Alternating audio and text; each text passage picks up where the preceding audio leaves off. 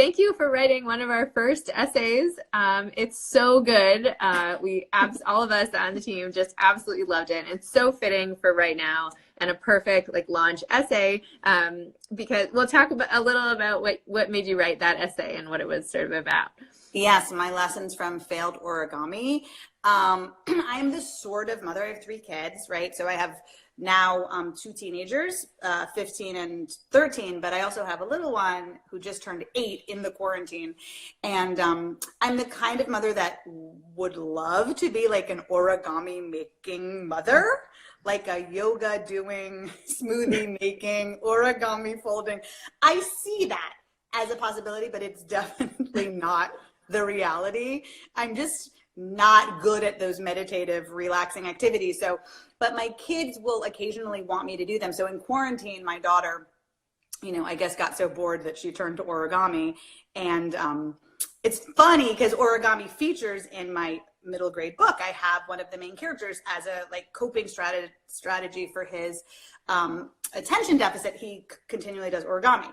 And so I was like, well, let's give it a try. And wow, did I get frustrated.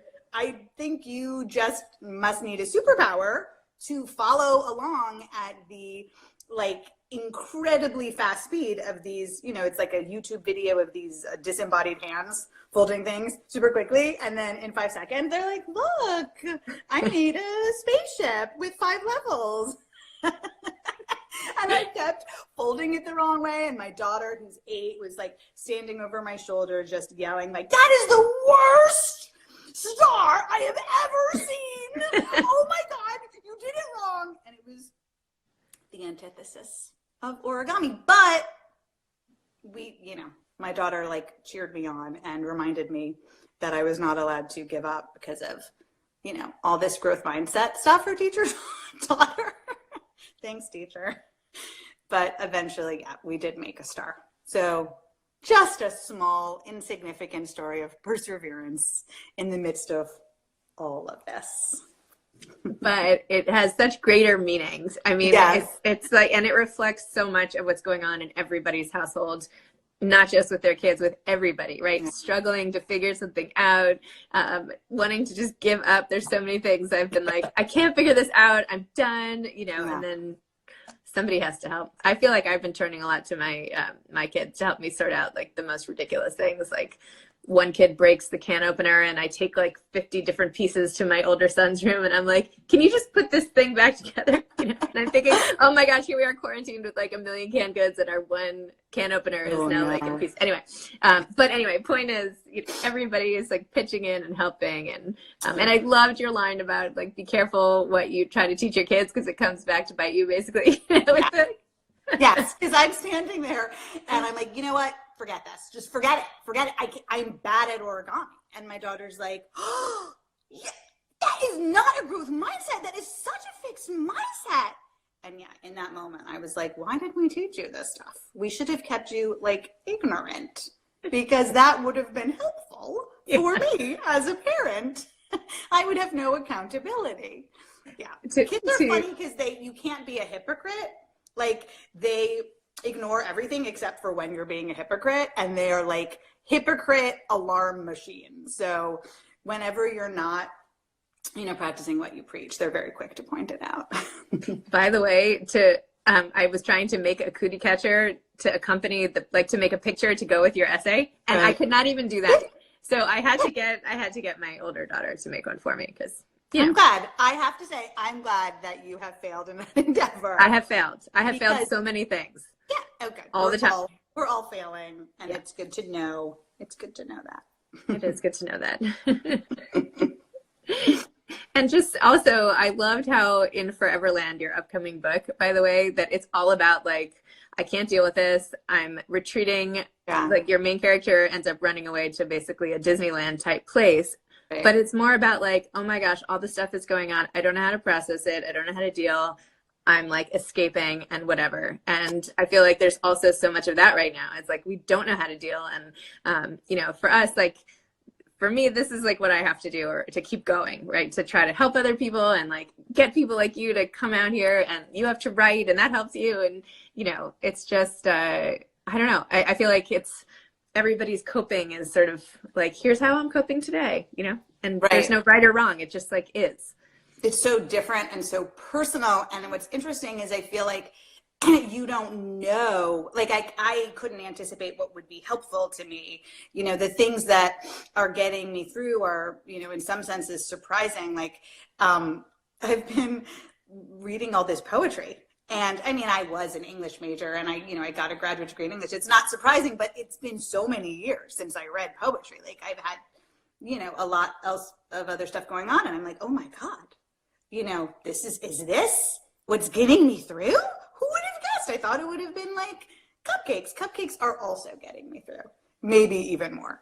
But yeah, it's funny how you can't anticipate. And it's also, I mean, I think it's true about, you know, feeling so overwhelmed and just the instinct to shut down. But, you know, like what we were just talking about with the origami, it was my daughter who would not allow me to, like she just in a very draconian way would not accept that. But also, I mean, in this quarantine, it's my husband or, you know, as you said, like one of my kids or even my grandmother who's quarantining with us who, you know, in these small moments, everyone is kind of lifting each other up just for a second, like enough to, you know, whatever, finish cooking the soup. Like when you're like, I literally just can't even finish cooking the soup, you know, and then someone will get you through. And I think in my book, that is Margaret runs away to this amusement park because she's having trouble at home and her life in middle school and with her family is such a disaster.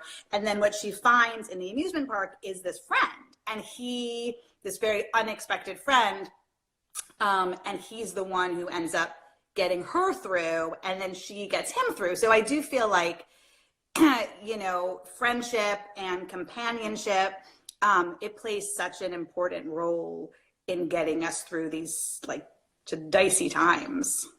Totally. And I think by sharing all the things we're going through, especially through your essay on We Found Time, that's like what you're trying to do is like connect and say we're all in this together and share our stories. And what else can we do besides share stories and share what's on our minds? I mean, that's it. Like that's what we can't even leave. It's like, you know, what are we gonna might as well just open up.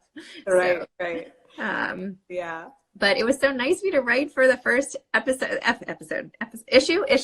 the first issue of this sort of new online magazine. And yeah, I'm so excited to read all the other essays because I think it's such. I mean, I loved when I saw that name that you came up with. We Found Time. I loved it because I just thought, it's, you know, it's triumphant in some sense and not in the best kind of sense. It's hopeful, right? And we do need that kind of hope. And especially as mothers or caretakers, it is so essential to find the time. And this is something that is, I mean, more now than ever, right? Like it's funny for me to think about how a few weeks ago I would think, wow, I had no time to do anything. Or like, wow, I feel like I'm under a lot of pressure. Because of course that has become so much more intensified for everyone.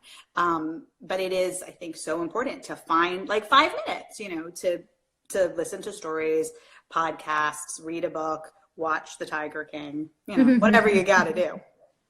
So true. And by the way, the name was a team effort. We had like an hour plus call until we realized that I already owned that domain name. So like, let's go with that. You solved the problem. Your past self is a genius. I even just realized I even have they were like, do you have an Instagram account with that name? Did you set it up yet? And I'm like, oh no, I better get to that. And then someone looked and they're like, you already have this. And I was like, amazing. This is what happened. We're doing that. Overachiever, Zibby Owens. Oh, stop. No, I'm just like so compulsive. I like don't even remember what I'm doing. Anyway, well, thank you so much. Thanks for coming on today, and thanks for writing and sharing everything. So good luck with the crafts. I will need it. Okay. Bye, Nicole.